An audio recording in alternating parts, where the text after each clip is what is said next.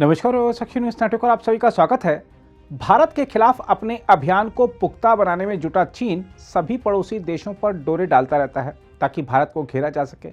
इस कड़ी में पहले उसने पाकिस्तान को साधा, फिर नेपाल को, बांग्लादेश, श्रीलंका, मालदीव को भी अपने मायाजाल में फंसाने की कोशिश चीन करता ही रहता है। अब ड्रैगन की नज़र भारत के सबसे विश्वस्त पड़ोसी भूटान पर है। डोकलाम पर अपनी नज़रें गड़ाए चीन ने हाल ही में भूटान से गुपचुप वार्ता भी की है। बताया जा रहा है कि चीन और भूटान समझौता ज्ञापन के कार्यान्वयन को आगे बढ़ाने को लेकर सकारात्मक रूप से सहमत हो गए हैं ताकि दोनों देशों के बीच सीमा विवाद को 3 चरण वाली रूपरेखा के माध्यम से सुलझाने के लिए वार्ता में तेजी लाई जा सके।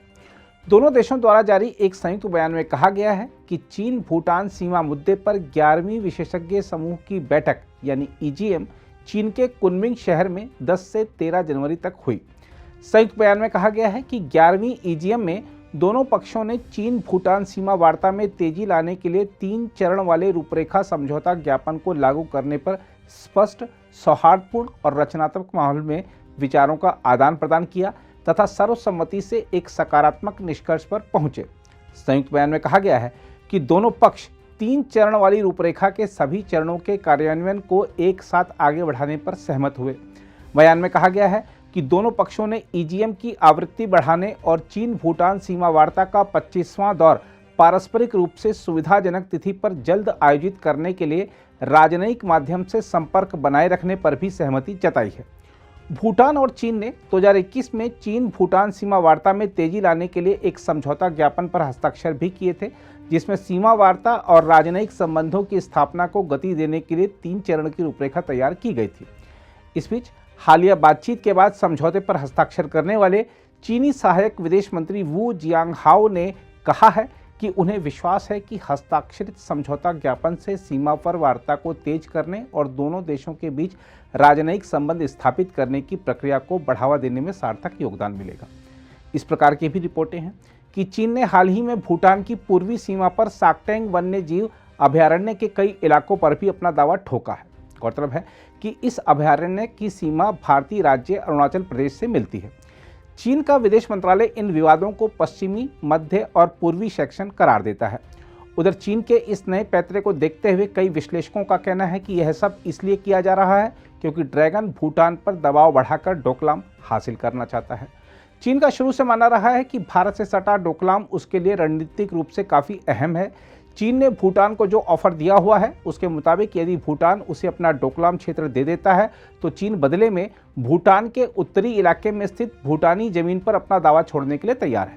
हम आपको बता दें कि भूटान चीन के साथ 477 किलोमीटर लंबी सीमा साझा करता है और दोनों देशों ने सीमा विवाद को सुलझाने के लिए 24 दौर की सीमा वार्ता की है।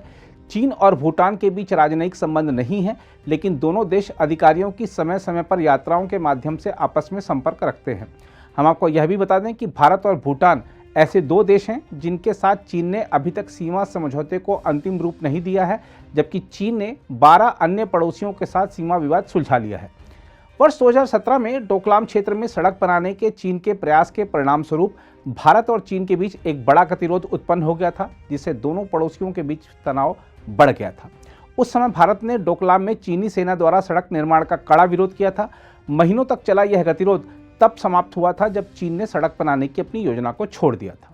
हम आपको यह भी बताना चाहेंगे कि चीन और भूटान के बीच हुई इस गुपचुप बातचीत पर भारत की पूरी नज़र बनी हुई थी। बताया जा रहा है कि चीन और भूटान के बीच यह पूरी बातचीत जिन 2 विवादित इलाकों पर केंद्रित रही उनमें पहला क्षेत्र था डोकलाम तथा उससे लगी भूटान की पश्चिमी सीमा, जो कि भारत चीन भूटान टाई जंक्शन भी है। दूसरा क्षेत्र था भूटान की उत्तरी सीमा पर स्थित जाकरलुंग और पासमलुंग घाटी।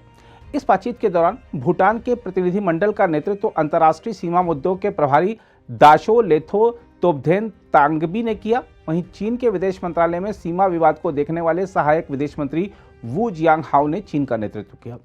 मंगलवार से शुरू होकर शुक्रवार तक चली इस बैठक में दोनों देश इस बात पर सहमत हुए कि वह लगातार संपर्क में बने रहेंगे।